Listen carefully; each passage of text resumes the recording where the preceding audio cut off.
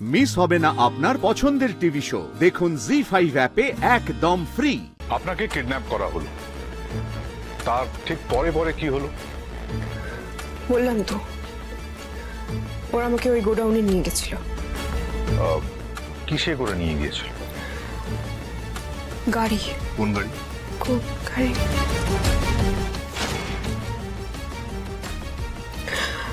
গাড়ির নাম জানি না।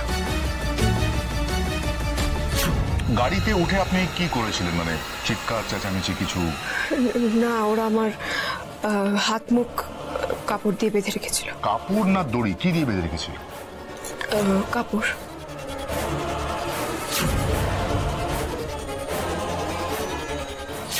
না না, দড়ি দড়ি দড়ি।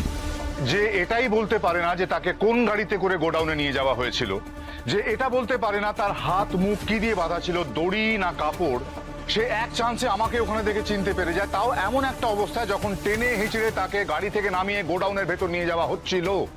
এর থেকে কি প্রমাণ হয় মিলর্ড? এটাই প্রমাণ হয় জোনাকি বিশ্বাস মিথ্যে কথা বলছে।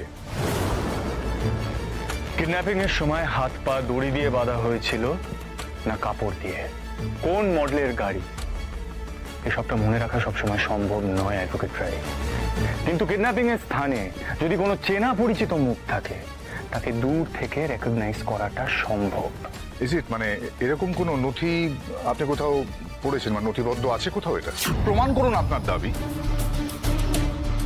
কোর্ট প্রমাণের ভিত্তিতে রায় দেয় মাই ডিয়ার ফ্রেন্ড, আপনার আমার ক্লায়েন্টের মন গড়া গল্প বা বয়ানের উপর ভিত্তি করে নয়। রৌমিত্রি, ওরের চালটা জমিয়ে ফেলো দেখি।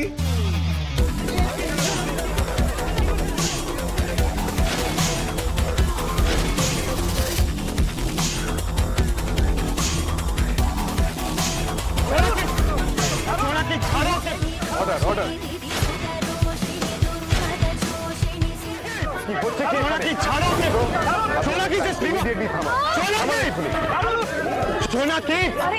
কি করছো? কি আমরা কোর্টে কেস ছেড়ে যেতে পারি? আমি তোকে দুম করে কিডন্যাপ করলাম, আপনি জান।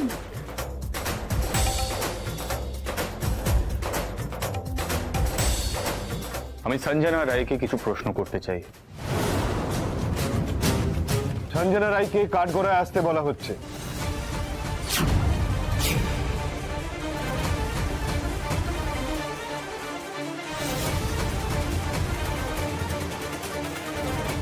এই যে জোনাকি বিশ্বাস আপনার মুখটা চেপে ধরলো, কোন ব্র্যান্ডের ঘড়ি হাতে পড়েছিল? Time and Tide. ভুলিও না, জোনাকি বিশ্বাস হাতে ঘড়ি পরেই না।